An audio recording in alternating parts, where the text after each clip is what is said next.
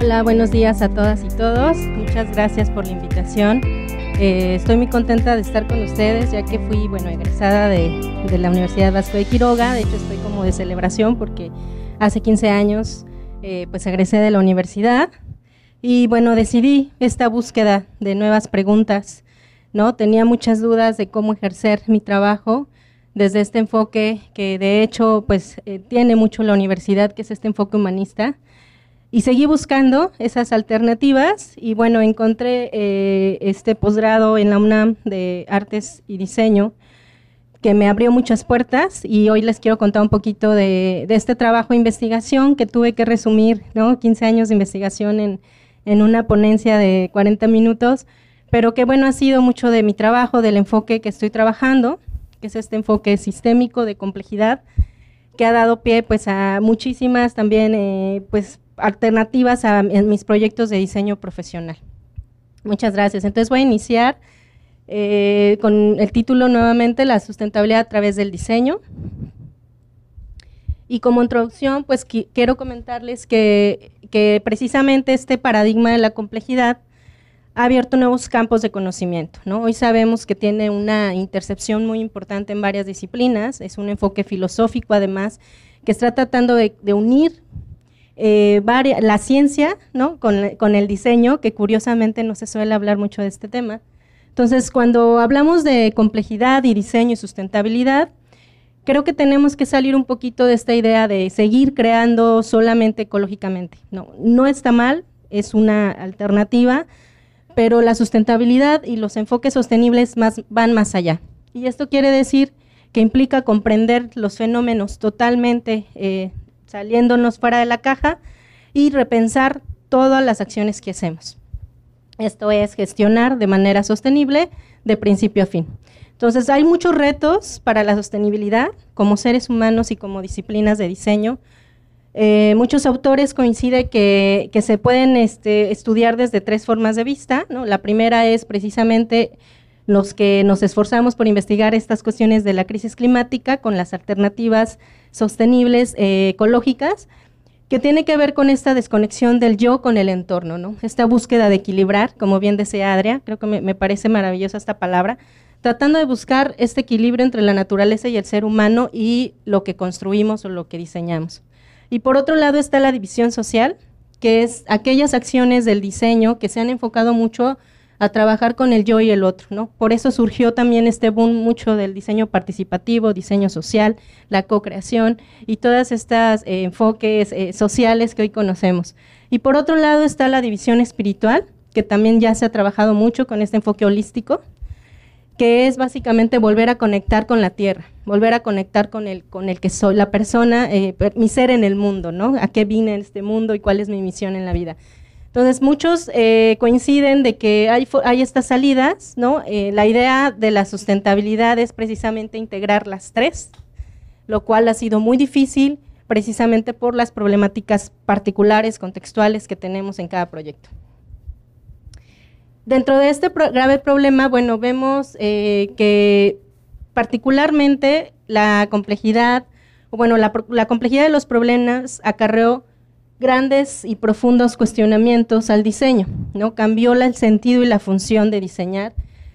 Esto derivado mucho de las políticas neoliberales de capitalismo que todavía se suelen practicar, ha generado un uso excesivo del consumismo de los productos del diseño, pero también las escuelas nos hemos encargado de enfatizar mucho el aspecto estético, y con eso ha provocado que perdamos de vista otros puntos conectores, que es precisamente esta parte ambiental, esta parte social, esta parte económica, y hoy nos llama nuevamente a decir, es necesario volver a conectar todo para que tenga sentido lo que hacemos. También, aparte de estos pensamientos, acarreamos este enfoque de competitividad muy fuerte a nivel mundial, de globalización, lo cual ha hecho que generemos una cultura de innovación basada solo en el mercado. Esto tiene cosas también igualmente positivas y negativas, pero principalmente para la práctica del diseño gráfico implicó que nos concibieran como una disciplina rápida y simple, ¿no? Hazlo rápido, e incluso la accesibilidad nos está desplazando nuestras funciones, porque hoy podemos descargar logos, ¿no? Hoy podemos comprar una página por internet y no necesita ser diseñada. Entonces, esas cuestiones pues han hecho que nosotros nos replanteemos, volvemos al punto, ¿qué somos en el mundo los diseñadores, ¿no? Siguiente, por favor. Entonces, el diseño es definitivamente un factor fundamental para la vida. O sea, hemos construido un mundo artificial alternado con el mundo natural, y de nosotros depende muchas de las acciones que se hacen, ¿no? Si hoy volteáramos a ver cada uno de los objetos que vestimos, que calzamos, que traemos consigo, es diseño, ¿no? Incluso el espacio en los que nos encontramos. Entonces sí debemos de volver a preguntarnos hacia dónde vamos y qué queremos ser como diseñadores para poder transformar estas ciudades sostenibles. Siguiente. Y bueno, esto del diseño centrado en lo desechable, la verdad es que es muy preocupante porque siguen estas tendencias de moda. Afortunadamente también hay caminos nuevos, como es, por ejemplo, la economía circular, ¿no? Que tiene que ver con adoptar un método de producción y consumo que sea regenerativo, que se pueda biocompostar o que tenga ecoevolución de materiales, pero es una de las tantas, ¿no?, cuestiones que podemos ahora implementar. El reto mayor es, como les comentaba, entender que el diseño y la sostenibilidad van más allá de una toma de decisiones, ¿no? Porque incluso, bueno, el diseño hoy sabemos que es nuestro amigo, vamos de la mano, pero implica incluso pensar en la desmaterialización, lo cual, por la naturaleza del diseño, pues puede causar un poco de conflicto, porque estamos acostumbrados a producir, ¿no? Y esa desmaterialización precisamente pues retoma estos principios ecológicos, estos principios sistémicos que me gustaría compartirles. Siguiente, por favor. Cuando hablamos de complejidad, nada más aquí quisiera hacer también una breve comentario. Cuando hablamos de complejidad, significa hacer investigación científica, social y ambiental, ¿no? O sea, con reconocer esta cosmovisión que tiene el mundo y la tierra y el ser humano. Y esto pues ha traído una serie de resultados, les comentaba, para el diseño, pero cuando hablamos también específicamente de complejidad, hoy se puso de moda también este término del famoso design thinking, los wicked problems, ¿no? Problemas complejos, y hay que dar solución a los problemas perversos, pero no entendemos qué es. Y problemas complejos significa que no puedo resolver ese problema solo. ¿Por qué? Porque pertenezco a un contexto. ¿Por qué? Porque soy interdependiente de un mundo. Entonces, lo pongo ahí porque es un término que se ha venido en las lecturas, ¿no? O sea, está reciente, pero sí es mucho más profundo de lo que parece. Y también, bueno, tiene que ver muchísimo con el proceso de diseño, ¿no? Con el famoso design thinking, que desde mi punto de vista volvió a ser una visión del diseño fragmentada, ¿no? Lineal, a la que estábamos acostumbrados, de hecho, desde los orígenes. Siguiente, por favor. ¿Cómo favorecer entonces a esta sostenibilidad a través del diseño? Siguiente, por favor. Bueno, primero es pensar que la tierra está por encima del beneficio, y eso es difícil porque les digo, nacimos desde de la producción, pero ese sería el primer principio rector que tiene la sustentabilidad. Siguiente, por favor. Segundo, pues les decía, diferenciar lo que es y lo que no es sustentable, y para que estos principios los podamos integrar entonces a nuestro proceso de diseño de manera sistémica. Siguiente. Y bueno, aquí quisiera hacer una breve también separación entre el concepto sustentable y sostenible. Coinciden en muchas cosas, tienen características similares, sin embargo, o sea, hay una particularidad que me gustaría platicarles, y esto pasa porque pues ha sido definido de muchas maneras por muchos autores el término sustentable, ¿no? Ha sido desde concepto, paradigma, instrumento, estrategia, marco teórico, bueno, algunas empresas también les decía como pretexto de venta. Para otros incluso es una utopía, o sea, tal vez no veamos los cambios a mediano plazo, largo plazo, porque la tierra tal vez pues eso es el cauce de la tierra y no vamos a poder ver todas estas cuestiones, ¿no? Tal vez 15, 10 años parecen cortos, Entonces tiene que ver ya con un cambio más bien de mentalidad y tiene que ver con una ruptura de todos los modelos económicos, culturales que hemos venido comprendiendo. Siguiente, por favor. Y aquí pues es importante entonces señalar un poco el origen y las diferencias, ¿no? Cuando hablamos de sustentable y nos vamos al diccionario, tiene que ver con que puede soportar, algo que puede soportar la tierra, algo que puede ser evitado que se extinga. Y cuando hablamos de sostenible, tiene que ver con aquello que puede mantenerse por sí mismo. Sin embargo, las dos palabras, al tener el sufijo vible, significa posibilidad. Entonces, en resumen, el desarrollo sustentable o sustentabilidad es hacer uso adecuado de los recursos sin comprometer las generaciones futuras, y por su parte la sostenibilidad tiene que ver con todos los procesos que son equilibrados con el entorno, lo cual contempla procesos humanos, sociales, educativos, culturales, económicos y todos los procesos en general de nuestros sistemas sociales, donde hay un ambiente de equidad, hay un ambiente de globalidad, pero que busca el desarrollo, que busca la transición y donde también se busca que sea equitativo con el entorno y las personas.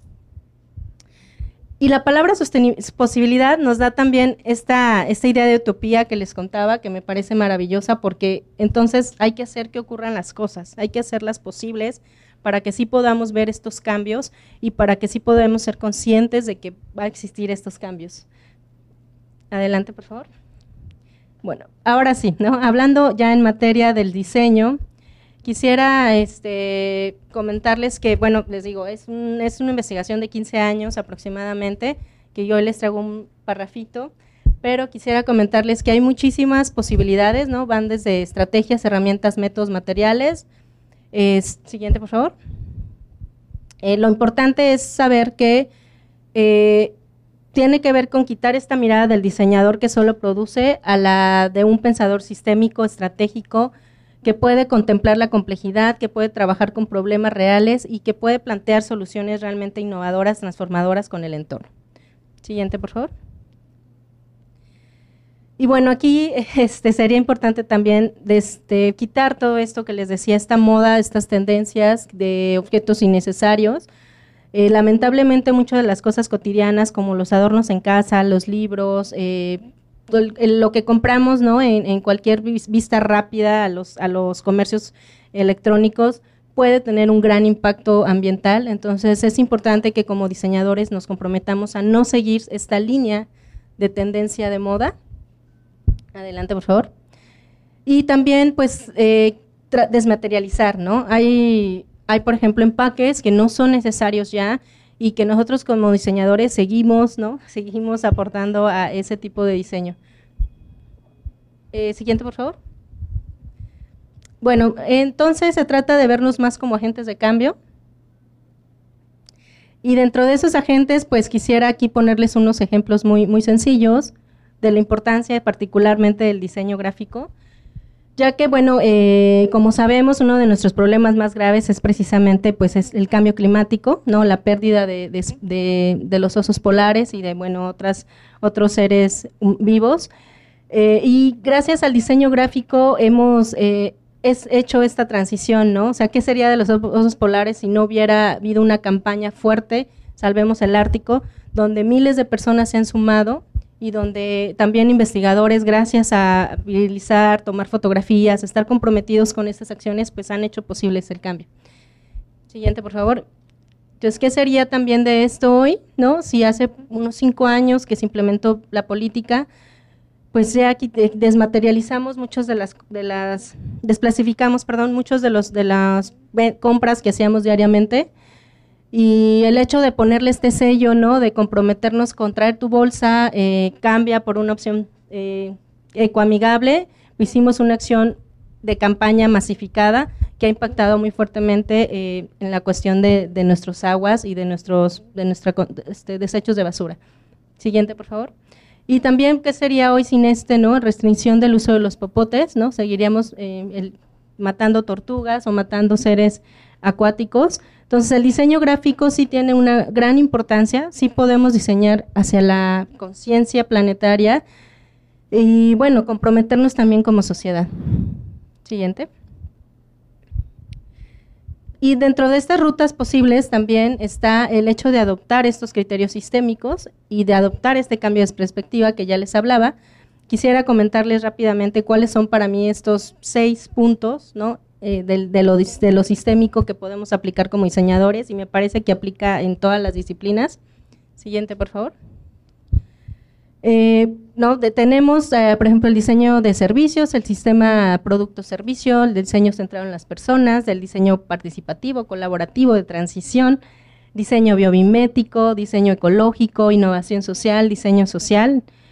Considero que muchos de estos nombres, conceptos, no les parecen como sacados de la nada, ¿no? Hemos trabajado con muchos discursos del diseño en los últimos 15 años y alrededor de esto se conciben estos criterios sistémicos. Siguiente, por favor.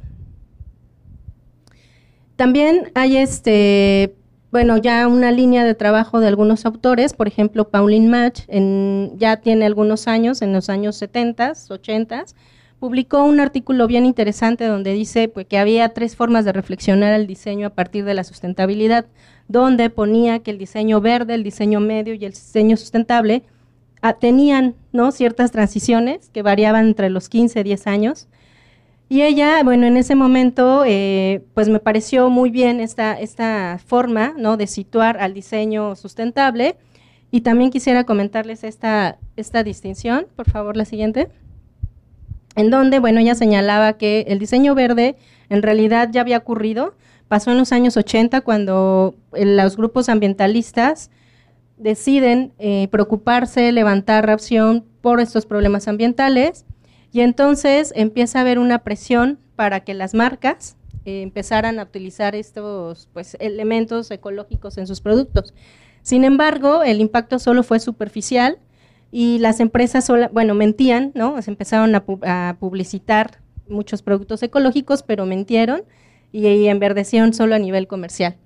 Hoy se conoce esto como marketing verde.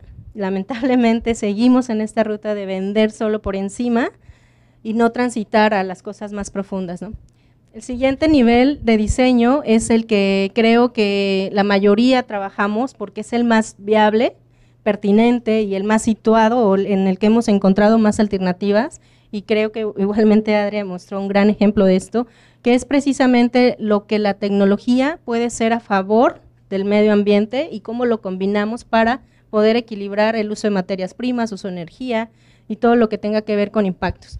Gracias a este diseño ecológico que inicia en los años 90, hoy podemos tener certificaciones, podemos tener ya metodologías nuevas para el diseño, ¿no?, que tienen que ver con la economía circular, que tienen que ver con todo esto regenerativo.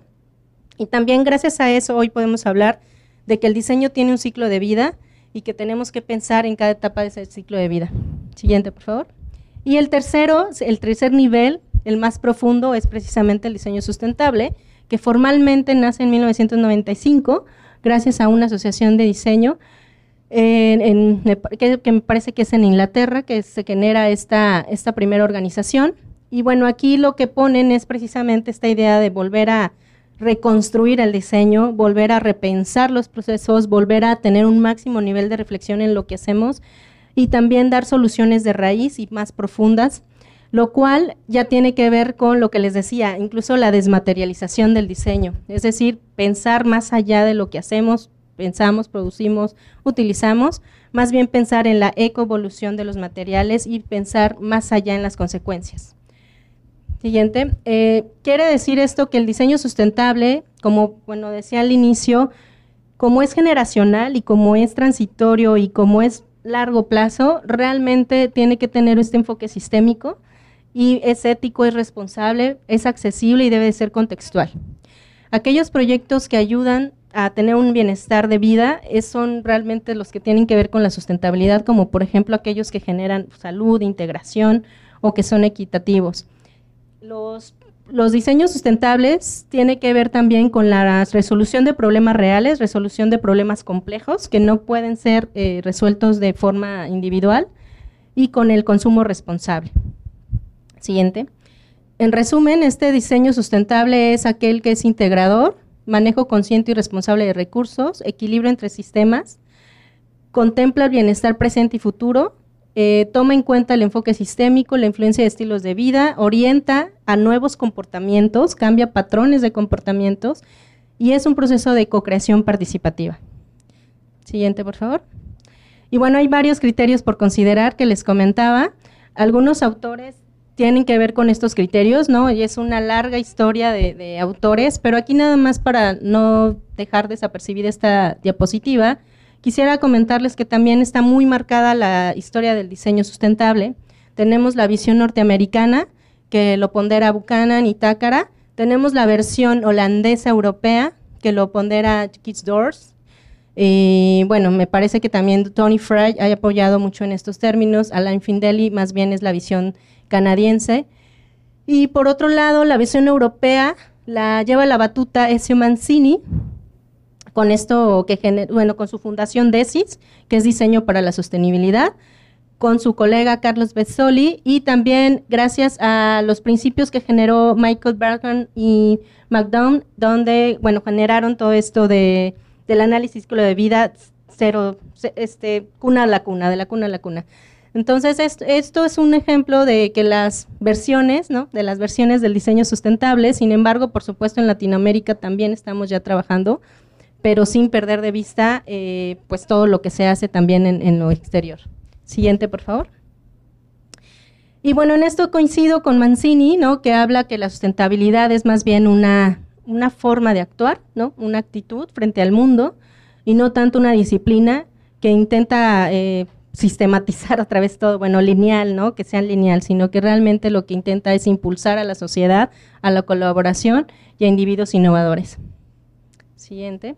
Y bueno, Buchanan también habló estas 4 órdenes del diseño, que me parece importante resaltar, donde, bueno, una vez que dice aquí que cuando nosotros dejamos de pensar solo en símbolos o en signos y objetos y trascendemos al pensamiento de espacios, experiencias, acciones, servicios, entonces estaremos diseñando sistémicamente hacia la sustentabilidad. Siguiente, por favor. Y ahora sí, los atributos que considero, bueno, pueden servirles a cualquier área del diseño, son los siguientes. Lo primero es contemplar que pues somos parte de un todo y por lo tanto cualquier entidad que alteremos, en donde participemos, debe de concebirse así como un sistema. La segunda es que la dimensión ecológica supone que como eje principal está la ecología. Por lo tanto, la naturaleza no es reducible en la sustentabilidad, no podemos no pensar en ella en el proceso de diseño. Siguiente, por favor. El otro criterio es la dimensión global, es decir, todos también somos parte de un mundo y hay que concebir a las personas y a la naturaleza como actores interdependientes, lo cual es, bueno, significa comprometernos con todos los aspectos que interfieren en una comunidad, ¿no? Es decir, pensar en qué la altera, en qué estoy afectando, y si realmente estoy generando un beneficio para esa comunidad. El aspecto local pues tiene que ver con esta operación ya estratégica situada, donde ya se considera este equilibrio que hablaba, ¿no? Adrián, mucho sobre la gestión económica, los recursos locales, las potencialidades del ecosistema, es qué nos ofrece la tierra para poder construir, para poder hacer, y a partir de eso, pues bueno, prever las alternativas. Siguiente. Bueno, la dimensión cultural, por supuesto, ya que esta se ha abandonado mucho en la visión del modelo sustentable, realmente se tenía nada más como esta idea social, económica y ambiental, sin embargo, la cuestión cultural tiene que ver precisamente con los modos de habitar. Y los modos de habitar son costumbres, tradiciones, creencias, formas de vida. Muchas veces pensamos que cuando queremos innovar en un sitio ya estamos transformando la sustentabilidad, pero a veces no es necesario. Hay que pensar también en si esas formas de vida, sí realmente pues va a favorecer no solo la ecología, sino también a su cultura, ¿no? Al patrimonio, a la trascendencia de sus valores. Y bueno, hay entonces una relación muy fuerte naturaleza-cultura, donde la ecología, el ser humano y las sociedades no se puede perder de vista. Y la más importante ahora, en donde nos hemos enfocado también mucho los diseñadores, de hecho se puso de moda esta metodología de los stakeholders, ¿no? Todo pensado en las personas, Y sí, porque tiene que ver con los actores que participan, los niveles de actuación local, económico, regional y también el nivel, ¿no? El nivel maso, mixo, escala, perdón, masa, micro y meso. Siguiente. Y bueno, aquí les propongo, es un esquema muy sencillo de cómo aplico la sustentabilidad en el proceso del diseño. Por ejemplo, pensar mucho en las causas que nos mueven a hacer el proyecto, para quiénes beneficia, qué queremos lograr, cómo son esos procesos, estos sistemas, qué productos, servicios, estrategias nos van a poder ayudar, dónde estoy impactando localmente, globalmente y en qué se va a convertir lo que estoy diseñando, ¿no? ¿Cuál va a ser esa ecoevolución de materiales? Siguiente, por favor. Y bueno, creo que podemos diseñar muchas soluciones más que problemas, ¿no? Que hemos acarreado, les decía, estos problemas, pero ahora podemos generar nuevas acciones. Y les voy a poner rápidamente un ejemplo, aquí sí va a ser más como nada más mostrarles, porque sé que pues también tenemos poco tiempo, pero uno de los trabajos que más he hecho es precisamente aplicar esas estrategias de sustentabilidad a proyectos de diseño editorial. Y para esto, pues traje un poco mi metodología que aplico, ¿no? Y la primera es precisamente pensar cómo lo voy a resolver en todos los sentidos, cómo puedo contribuir a este enfoque sistémico. Siguiente, por favor. Y para eso, pues es un gran compromiso y sensibilización que he hecho, una serie de talleres, diplomados, cursos que he generado para poder sensibilizar de la importancia de pensar en todo el proceso. Pero bueno, resumo mucho algunos puntos. Siguiente, por favor. Entonces, me ha costado mucho, ¿no? De hecho, como también soy docente, me ha costado mucho tratar de hacer estas reflexiones al interior de las escuelas, porque se sigue usando modelos tradicionales de aprendizaje, lamentablemente. Entonces, abandonar la linealidad es el mayor reto que tenemos como diseñadores, y más en las generaciones jóvenes. No seguir al pie de la letra muchas de las metodologías que nos han impugnado, ¿no? Me atrevo a decirlo porque si no cambiamos estos códigos, si no empezamos a buscar disrupción en los propios sistemas, pues no vamos a poder generar el cambio. Entonces, el impacto se debe de ver profundo, pero también con esta creatividad, disrupción positiva, por supuesto, para nuestra Tierra y el planeta. Gracias. Y para ello, pues es lo que les decía, incluso pensar si merece existir en forma tangible nuestro proyecto, aunque tengamos que hacer muchísimas cosas, investigación, pero si no merece existir, no lo hagamos. ¿Por qué? Porque entonces eso va a traer más impactos, más problemas y va a gestionar, bueno, todo lo que ya sabemos. Entonces, es una pregunta muy importante la que se debe hacer desde el principio, o sea, si realmente merece existir nuestro proyecto. Y dos, ¿cómo puedo transmitir eso con menos recursos? Pero también si su uso fomenta, por ejemplo, la equidad, la accesibilidad y todas estas preguntas alrededor de la parte social. Siguiente. Y bueno, hay también muchos softwares que nos están ayudando a hacer mapas sistémicos, cálculos, ¿no? Cálculos de análisis de ciclo de vida, ejercicios mentales, hay que volver a escribir, hay que volver a rayar, hay que volver a hacer este ejercicio mental que dejamos gracias a los software que nos ayudan, les decía, en ciertos niveles, pero también nos ha dejado esta parte de nos ha quitado la parte de pensar más allá, ¿no? Entonces, volver a papel y lápiz es importante, volver a entender que nuestros sistemas mentales, bueno, somos más emocionales que mentales, y después de pasar eso, entonces podemos proyectar mejor para el mundo. Volver a tocar la tierra, volver a tocar los materiales, ese tipo de cosas sensibles que podemos hacer, que las dejamos de hacer por el software, hay que integrarlas nuevamente. Siguiente. Y bueno, en el caso de diseño de gráfico, he planteado muchos criterios sistémicos, afortunadamente los he llevado, también les decía, a varias agencias de diseño, a varias editoriales. Propiamente en mi facultad estoy haciendo cambios también desde ahí, porque me interesa muchísimo sí fomentar su uso pues más consciente de lo que estamos diseñando. Y les traje algunos ejemplos. Bueno, en el diseño gráfico particularmente la toma de decisiones es muy importante porque nuestros procesos de producción impactan mucho ambientalmente por impresión, por las tintas, por el papel. Y cuando hablamos de cualquier proyecto de diseño, el 80% de las decisiones se toman en la fase proyectual, curiosamente. Lo demás es, si lo pensamos bien, entonces sucederá el proceso de manera casi equilibrada. Entonces, las decisiones realmente dan forma a lo que diseñamos y gracias a eso, pues podemos implementar mejores criterios sistémicos y sostenibles. Siguiente, por favor. Entonces, la planeación estratégica es muy importante en cada fase. Siguiente.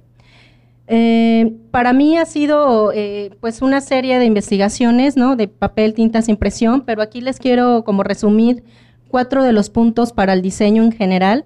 Me parece que uno es pensar en el diseño, la desmaterialización y esta parte que les decía de lo proyectual, en los acabados, ¿no? Independientemente de qué disciplina sea, los procesos de producción y la evolución de materiales, lo cual contempla, por ejemplo, los soportes, los proveedores, las características del proyecto, las características del lugar, los actores, las condiciones climáticas de la tierra, la tecnología y demás. Siguiente. Para analizar esto sistémicamente, la primera pregunta es, ¿cuál es el origen de lo que estoy trabajando? En el caso de arquitectura, bueno, ya les pusieron algunos ejemplos, ¿no? La verdad, muy interesantes. En el caso del diseño gráfico, pues nuestro origen es precisamente la fibra del papel. Y cuando hablamos de fibras de papel, pues estamos hablando de bosques, de agua, de producción, de tecnología, ¿no? Entonces, pensar en el origen sí nos lleva a nuevas preguntas y además tratar de desmaterializar todo el proceso. Siguiente, por favor. Y bueno, también pensar en los tipos de procesos que intervienen, ¿no? Porque ojalá solo fuera la producción del papel, pero después lo llevamos a imprimir, después lo transportamos, después lo usamos, después lo volvemos a recolectar y a desechar. Entonces, pensar en los procesos que intervienen dentro de nuestro proceso general es importante y cómo podemos mejorar cada etapa. Siguiente, por favor.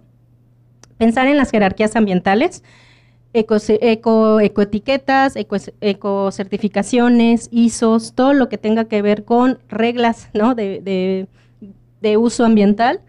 Y en el caso de papel, pues tenemos ya también varias, ¿no? Afortunadamente en México hay muchos papeles que ya tienen estas ecoetiquetas. La más importante, de hecho, es la de papel reciclado hecho en México, que es la mariposita monarca que pueden ver ahí. Y también tenemos esta que es de reciclado, lo cual parece sencillo, pero si vemos que está en circular, encerrada, significa que ya fue reciclado, y si la vemos solita, significa que puede reciclarse. Entonces, cuando vean un papel solo con la primera, significa que no lo sé si se va a poder reciclar. O sea, no me está diciendo la empresa si realmente ya pasó por ese proceso.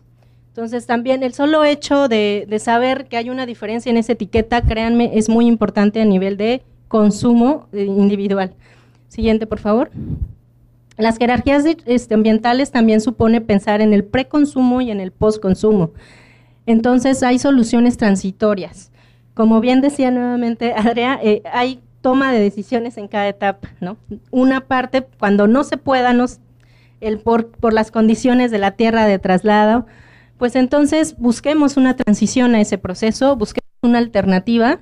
Y en el caso de papel, afortunadamente ya también tenemos muchas formas de ser ecoamigables. La primera es que existen papeles con un mayor preconsumo y posconsumo. Entonces hay procesos transitorios. Siguiente, por favor. Hay guías de información en cada material, incluso en arquitectura, en diseño industrial, hay muchos más códigos de registro de uso de papeles, de materiales, de telas. En el caso del diseño gráfico, la verdad es que lo tenemos más complicado porque tenemos pocos recursos de información.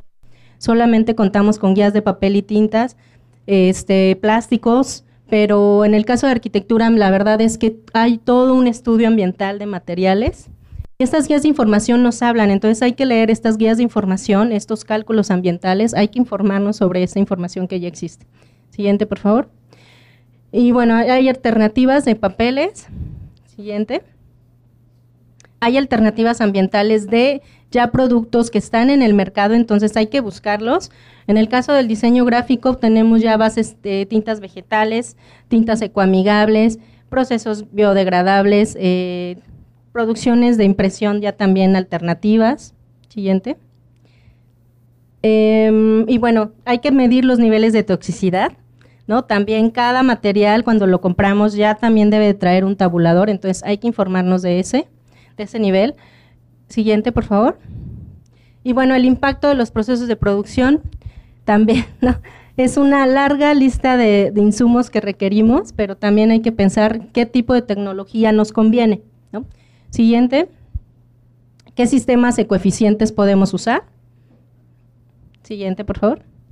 Y bueno, algunas consideraciones para el diseño gráfico, y bueno, un poco ya tratando de resumir todo lo que les acabo de platicar, es pensar en los tamaños también, en las salidas de impresión, en las certificaciones, en los papeles que sí sean biodegradables, en las emisiones de gases, me faltaba comentar, en los tipos de barnices, ¿no? En las tintas, tipos de tintas metálicas, fluorescentes.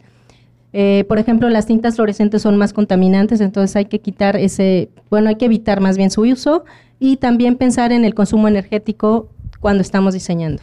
Siguiente. Y por último, bueno, investigar todas aquellas herramientas que nos pueden servir para la toma de decisiones. En este caso, nada más les comparto rápidamente algunas de las que yo he aplicado. Aplico muchas metodologías para análisis de ciclo de vida, hay muchísimas, yo les comparto hoy la de Leeds, que es la que más me funciona. Siguiente, por favor. Hay muchas calculadoras de papel y también para hacer análisis de ciclo de vida. Siguiente, por favor. Siguiente. Se puede gestionar el color de manera ecoamigable, hay una lista de pantones que son tóxicos, entonces hay que evitarlos.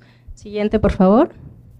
Y para eso tenemos ya dispositivos de tecnología, esto sirve para cualquier, de hecho lo utilizan más arquitectos y diseñadores industriales, pero bueno, yo lo estoy aplicando para el diseño gráfico.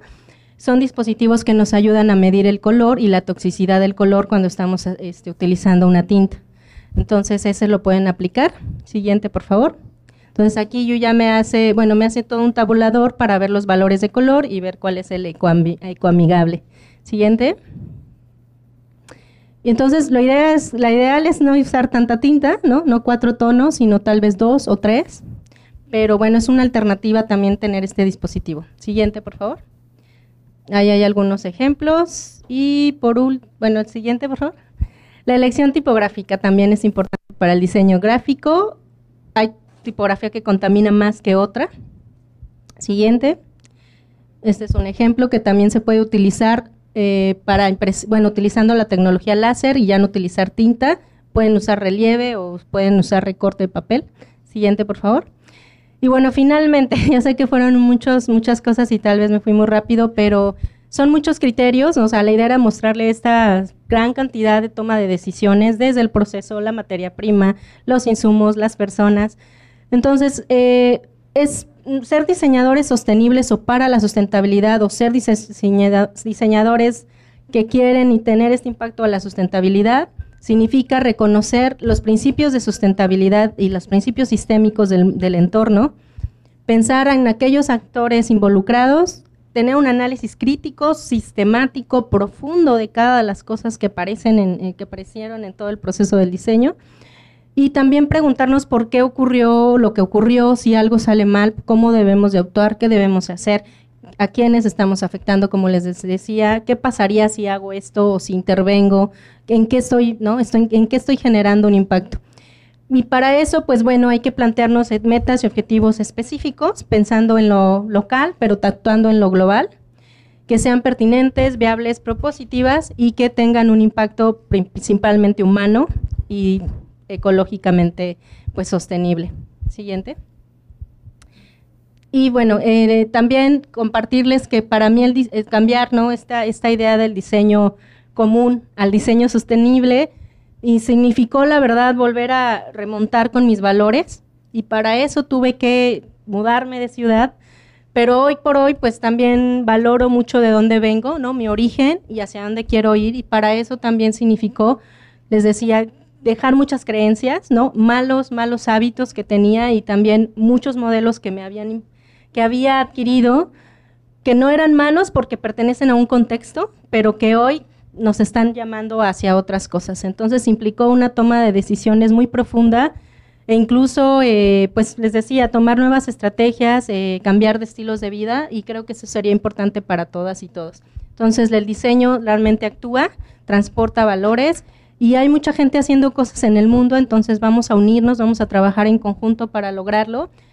Coincido mucho con esta frase de Eduardo Galeano cuando dice que mucha gente pequeña en lugares pequeños haciendo cosas pequeñas pueden cambiar el mundo. Entonces, pensar en estos impactos que pueden ser al principio poquitos y locales, pero que después traen un cambio maravilloso a nivel sistémico global. Muchas gracias y agradeceré todas las preguntas que me hagan. Gracias.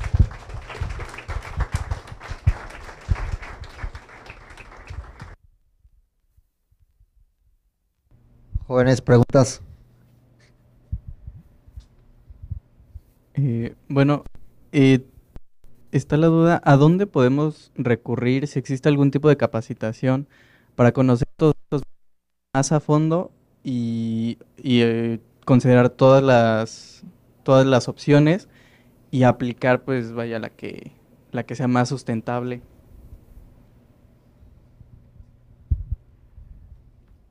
Gracias. Bueno, dependiendo del área, ¿tú eres de área de diseño gráfico también? Ah, perfecto. Sí. Bueno, es muy curioso, pero en ese sentido, sí me considero pionera, o sea, muchos del trabajo que se hace es de los diplomados. Por ejemplo, el diplomado, hay un diplomado que organizo en la UNAM, que se llama Diseño e Innovación para la Sustentabilidad, y me he fijado porque no tienen tanto este enfoque, entonces es uno de los pocos que queda actualmente, porque sigo mucho también, aprendo y también busco alternativas, y me atrevo a decir que ahorita es el único que está con este enfoque, pues totalmente con lo sistémico. Entonces ese se imparte, por ejemplo, 6 meses, y ahí se les da toda una capacitación con expertos y con asociaciones, se trabaja con comunidades, hoy no les presenté todo lo que quería, más bien como compartirles mi metodología o lo que hago, pero se hace mucho trabajo de campo. Entonces yo les invitaría a participar en este diplomado que ya lleva desde 2017, pues lo diseñamos, no soy la única que participa, hay expertas biólogas, somos mujeres la mayoría de las coordinadoras. Hay expertas biólogas, hay expertas arquitectas, hay expertas diseñadoras industriales. Entonces, que tenemos todo un paquete para las 3 disciplinas y se trabaja en conjunto. Entonces, por eso te decía que era como que me atrevía a decir que es el único que hay como con esta idea que lo planteamos más integral, porque por supuesto que hay muchísimos diplomados para arquitectura, para diseño industrial, pero de forma fragmentada. Entonces se pensó el diplomado para que también colaboráramos entre disciplinas, colaboráramos entre metodologías y como que buscáramos pues proyectos integrales, ¿no? Hemos trabajado ahora, bueno, como se lleva a cabo en la Ciudad de México, muy local, sobre todo con la comunidad de Xochimilco, que eso es la región más cercana, digamos, rural, y que además le ha pegado muchísimo la urbanización de la Ciudad de México. Entonces trabajamos mucho a las afueras, pero también se ha dado pues algunos proyectos en la Ciudad de México. Entonces yo te invitaría a tomar esta información porque sí es un enfoque totalmente integral, ahí vemos todas las metodologías, vemos los enfoques, hacemos análisis de impacto ambiental, ¿no? Las biólogas nos explican bien cómo funcionan los ecosistemas, entonces vas a salir como integral. Esa es la idea del diplomado y te invitaría mucho a tomarlo. Sí me atrevería a decir que por ahora es el único con esa idea de las 3 disciplinas. La verdad no he visto, si lo saben de alguno, por favor cuéntenme, ¿no? Para también aprender y también integrarme. Y por otro lado, yo tomé un curso que se llama Diseño de Transición, que es una también colaboración que se hacen con varias universidades iberoamericanas y nacionales. Entonces búscalo así como curso de transición, y yo lo tomé en línea y me pareció también muy bueno porque intenta algo parecido, como unir varias disciplinas y varios enfoques, visiones de Latinoamérica con Europa. Entonces esos son como los 2 que te podría recomendar. Y también hay mucha investigación de tesis, ¿no? Actualmente creo que ya los últimos por lo menos 10 años hay mucha investigación teórica sobre estos temas, entonces les invitaría también por ahí buscar estas alternativas, pero con mucho gusto contáctame y te mando toda la información que necesites. Gracias. No sé si tengan otra pregunta. Ya te lo llevan. ¿Cuál es el método como de impresión que es más amigable para el medio ambiente?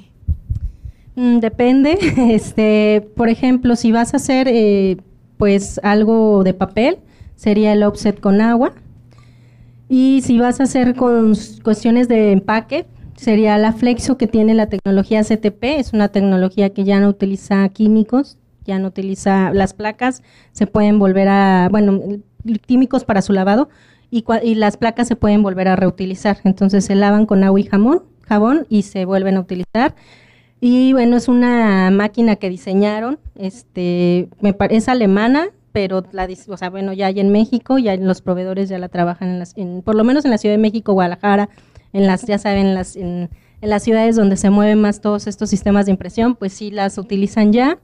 Y también te recomendaría mucho a asistir al evento que se organiza anualmente de impresión. Ahorita no recuerdo exactamente el nombre, si no, escríbeme y te lo envío, pero está muy bien porque pues van todos los proveedores de México, llevan sus sistemas de impresión, te permiten probar, te permiten hacer pruebas, e incluso si tú lo requieres, si van a las universidades, te dan capacitaciones.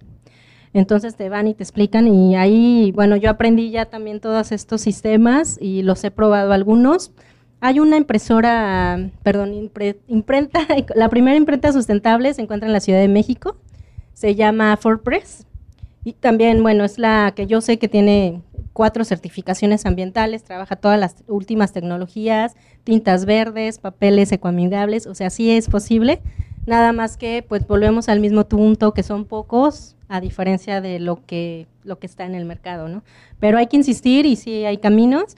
Entonces esas serían como las 2, pero con mucho gusto te comparto. Bueno, yo les recomendaría mucho asistir a este evento de impresión, porque está de verdad, ponen todos y ponen todo, además las variantes de papel, por ejemplo, de plásticos, ya hay alternativas ecológicas, ¿no? De lona, de todos los tipos de lona, de todos los tipos de plástico, de acrílico, de todo eso ya también hay alternativas.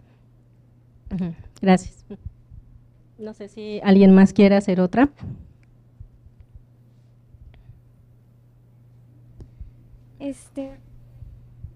¿Sí se aprendió? Pues no sé, ¿qué consejo nos podría dar para empezar a romper como todos estos esquemas que podemos tener para llegar como a estas ideas innovadoras sustentables?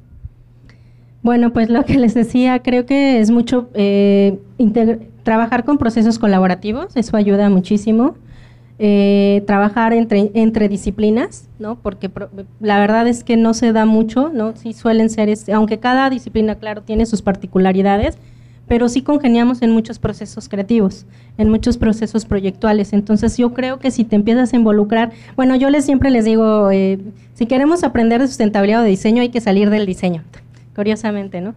Porque si no, pues vamos a seguir trabajando sobre lo mismo, y no es que está mal, no digo, está bien nuestras raíces, pero creo que hay que empezar a aprender de las otras disciplinas, cómo son sus proyectos. Por ejemplo, en ese sentido, arquitectura nos lleva muchísima ventaja en todo lo de tratamientos, los impactos ambientales, la cuestión bioclimática, o sea, ver de ahí qué podemos integrar, que fue de hecho mi inspiración, o sea, muchas cuestiones de arquitectura que se estaban aplicando, que no se aplicaban en el gráfico, y creo que eso, la colaboración, o sea, empezarte a integrar a talleres de arquitectura, talleres incluso de otras cosas, ¿no? Pero ahorita pensando en que puedes empezar a unir disciplinas y después salir de esas disciplinas para ver qué más puedes integrar de los procesos creativos. Por ejemplo, ahorita creo que también la antropología ha aportado muchísimo al diseño. Hay un autor que a mí me parece, pues, que tenemos que recordarlo porque lamentablemente ya falleció,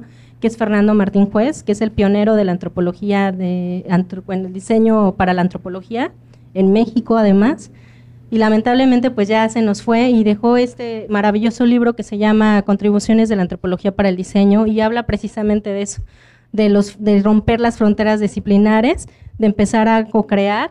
Y también te recomiendo, a mí la verdad, me atrevo a decirlo aquí, porque a mí sí, por ejemplo, sí me cambió mucho la perspectiva del diseño en participar en las actividades de la UAC, que hacen todas estas visitas a las comunidades. De verdad es que sí me quedó mucho esta satisfacción de poder ayudar. Entonces, creo que podemos aplicar diseños y vamos, o sea, sí podemos hacer algo más. está bien, digo, pintar y eso, pero también ver qué más alternativas podemos. Entonces, como que tener esta idea de acción en todo momento y salir fuera de la caja, empezar a tener ideas disruptivas, por supuesto conscientes también del entorno y de lo que vas a alterar, pero sí con la capacidad creativa suficiente para tener un impacto positivo. Gracias.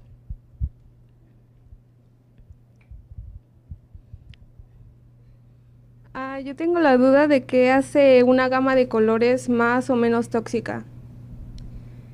Pues el problema de las tintas, y esto también impacta a todas las áreas, es que para la evolución del material, o sea, cuando ya se va a reciclar, si viene de un componente de petróleo muy alto, pues se va al agua y contamina. O sea, la tinta está conformada por una componente vegetal y en su cantidad, y petróleo, ¿no?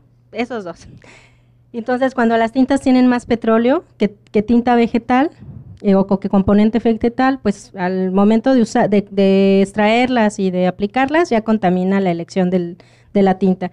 Y cuando la vas a reciclar, ¿no? Por ejemplo, desde un azulejo, una tela, un papel, cuando ya se va a reciclar, si no pensamos en el origen de esa tinta, pues contamina muchísimo.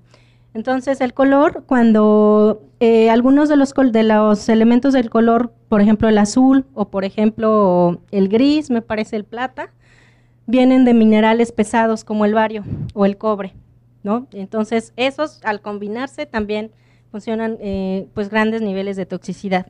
¿Qué podemos hacer? Volver a los orígenes de las tintas verdes biodegradables. Por ejemplo, ahorita me acordé de la grana cochinilla, ¿no? Que es una tinta prehispánica de origen mexicano. Entonces, esa, por ejemplo, empezar a experimentar con tintas vegetales. Les decía, ya hay algunas, en el caso del diseño gráfico, la verdad es que no van a tener que hacer demasiado porque ya hay en el mercado, pero no estoy segura que tanto en arquitectura, ¿no? En las telas, en todo eso habría que investigar. Entonces, creo que lo puedes medir más bien por el tipo de componente del color. Hay leyendas, es que es muy difícil, estas cosas técnicas me cuesta explicarlo, pero hay leyendas en cada uno de los tintas, incluso si tú vas a la Comex, te van a explicar de dónde provienen. O sea, nada más es que les decía, hay que pedir estos registros de las tintas, esta información. No sé si te está aclarando, te estoy revolviendo más, pero hay que informarnos con las leyendas de cada tinta y ya con eso creo que puede ser una buena guía, ¿no? Eso, no sé si te revolví o si te aclaré. Sí. Adelante. Hay otra pregunta ahí.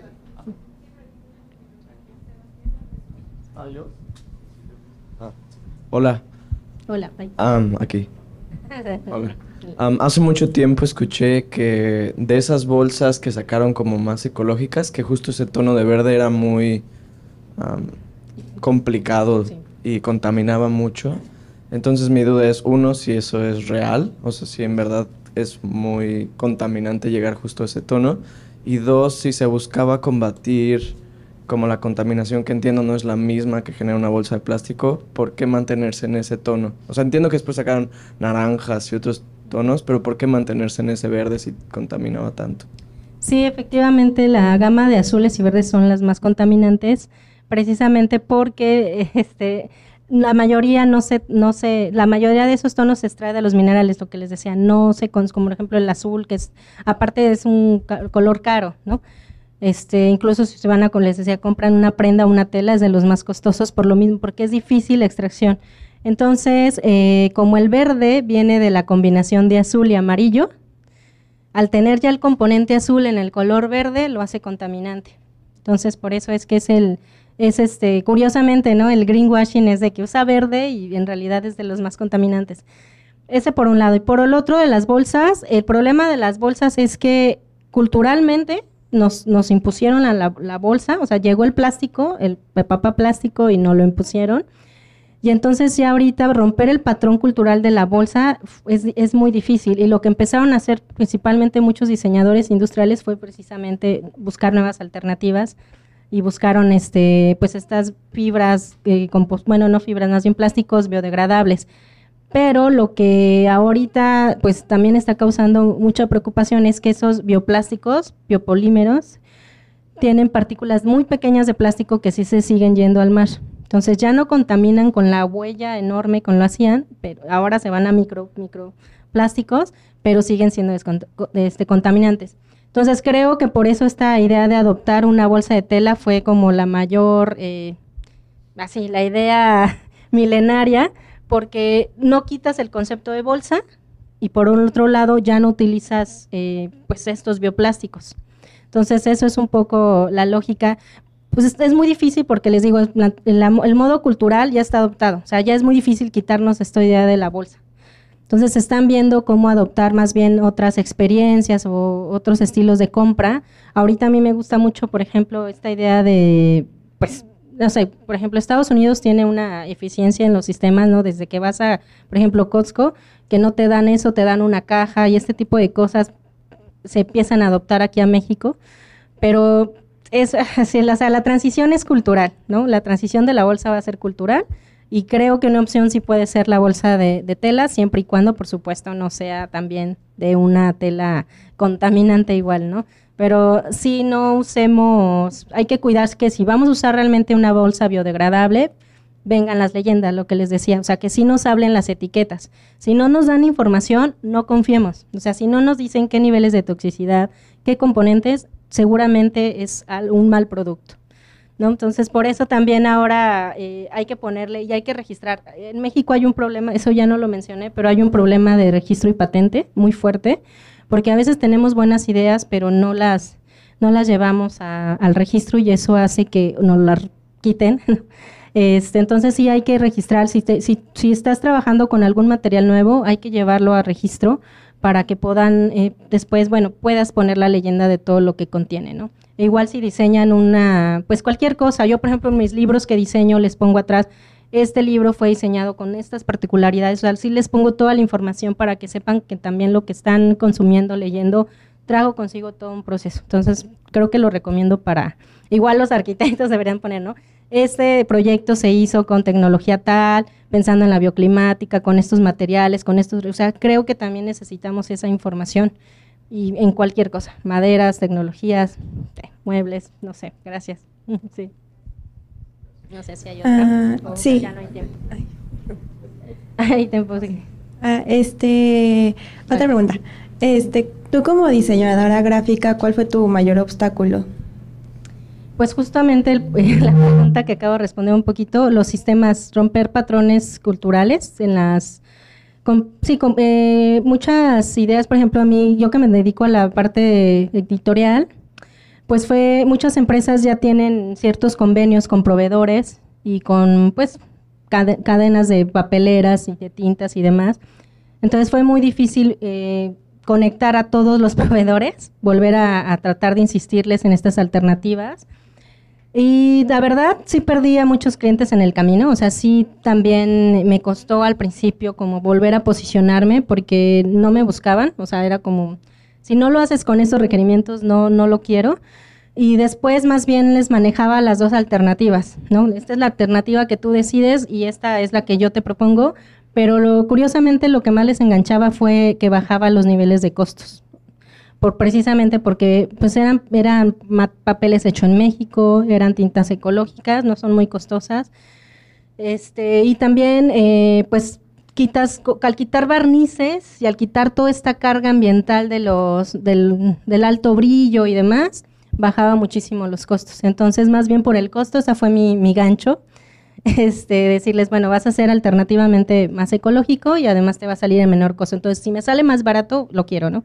Entonces esa idea del modo cultural pues me ayudó en el sentido de que pude ofrecer estos mejores servicios y ya una vez posicionada pues la verdad es que todo fluyó y ahora más bien me buscan muchísimo, sobre todo organizaciones políticas en general porque sí les están insistiendo mucho y bueno, gobierno, políticas, como que todas estas cuestiones de gobierno me busca mucho para trabajar con ellos porque hay una cuestión de presupuesto, pero también hay una cuestión de compromiso social. Y el último proyecto que hice fue para PepsiCo, pero la verdad lo dejé a medio camino porque lo mismo les decía, o sea, cuando ya no coincide con mis valores, lo dejé mejor. O sea, por querer también yo, pues, dar un salto a estas empresas grandes, pero si de plano es un monstruo enorme, ya no me comprometo y ya no lo hago. También me costó mucha pérdida de clientes, pero bueno, pues sigo siendo yo, sigo siendo como con mis ideales y eso también es una ética también de trabajo, que también cuesta porque yo sé que el mercado abraza, pero bueno, busquemos alternativas. Gracias. Sí, sí, de nada. Sí. Sí, bueno. Bueno, primero, la pregunta que yo te quería hacer ahorita va un poquito con lo que acabas de comentar, que quiero felicitarte por el asunto de tener esa ética. Eso es fundamental, porque es muy cierto que en todas nuestras áreas de profesionalización, de repente nos gana más el hecho de ganarnos algo extra y hacer a un lado esta parte del compromiso social y con el planeta. Eso es fundamental y es muy importante, y quisiera invitar a todos los aquí presentes y a los que nos escuchan a que te antepongan siempre esta situación. Es urgente, es importante que cuidemos el planeta en todos estos aspectos. De hecho, mi pregunta un poco va en este sentido de que, por lo que he estado escuchando en esta área del diseño gráfico, todos los materiales que ustedes utilizan, hablas de, o por lo que has dicho, a veces entiendo que es algo como más especializado. No es algo que van a nivel licenciatura. O sea, los jóvenes se enteran de esto hasta que salen de este nivel. ¿Cuál es la razón principal de que suceda esto? ¿Es porque es algo que apenas está surgiendo o es porque requiere mucho tiempo de especialización darles esta información y esta estructura a los jóvenes de licenciatura?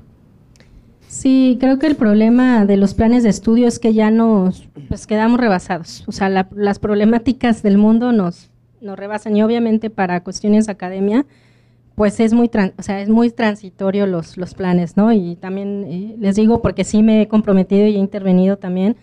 Participé, por ejemplo, para que se generara la primera optativa en la Facultad de Artes y Diseño de la UNAM. No existía la sustentabilidad y ahora se da una optativa de diseño sustentable.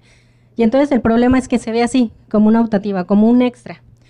Y no se pondera desde el inicio, pues, esta idea de lo ecológico. Yo considero que debe de haber una materia, si no todo el plan de estudio, pues por lo menos, a lo mejor un primer bloque de materias transversales.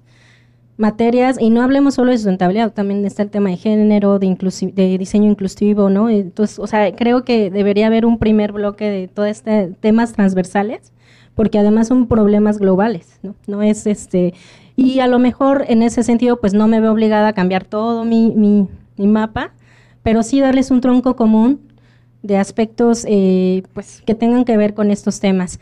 Y para eso, nosotros, por ejemplo, acá, por ejemplo, en el caso de la facultad, lo hemos resuelto mucho en los diplomados, por eso les comentaba. Entonces sí fue el primer diplomado que se lanza en la UNAM sobre este tema, y después ya empezamos a trabajar en colaboración con posgrados, con proyectos, o sea, vamos también generando pues alternativas desde ahí. Siento también que sería importante hacer un cuerpo colegiado de trabajo ya formalizado, comprometido, ¿no? Si no podemos, insisto, cambiar los planes de estudio, bueno, a lo mejor unirnos entre profesores que sí nos interese el tema y hacer un seminario o hacer algo que podamos empezar desde ahí a seguir trabajando, escribiendo, publicando, haciendo estos eventos tan maravillosos. O sea, como que siento que es parte de toda una fusión de cosas, no solamente pues de cambiar un plan de estudios. Y por otro lado, y lo más fuerte es nuestros directores, ¿no? Directoras. O sea, eso creo que la toma de decisiones desde arriba, lamentablemente sí nos afecta. Y afortunadamente en mi caso ahora, pues el director está como muy, muy contento con el trabajo que he venido realizando, y va a haber todo un área, por lo menos acá de la UNAM, que me encantaría que colaboremos ahora con la UBAC, va a haber todo un eje de acción de trabajo, va a haber laboratorios de sustentabilidad, cosa que no se hablaba mucho, en cuestión de diseño gráfico, ¿no? Porque la Facultad de Arquitectura en la UNAM, por supuesto, tiene años ya con su laboratorio y demás, pero también ya empezamos a hacer esas intervenciones entre disciplinas. Entonces creo que es eso, colaboración, un eje central común, creo que eso nos permite, y pues la toma de decisiones, hablar con nuestros directivos para que nos permitan hacer más cosas, más eventos, más seminarios, más diplomados, más todo lo que tenga. Sí. Bueno, en ese sentido, pues cuenta con la UBAC. Nos sumamos ya sí, claro a esta actividad. todo este tipo de actividades que ustedes ya están desarrollando, ya tómenos en cuenta, hagamos los vínculos que ustedes consideren para empezar a aportar más a este planeta. Gracias, claro que sí. Gracias.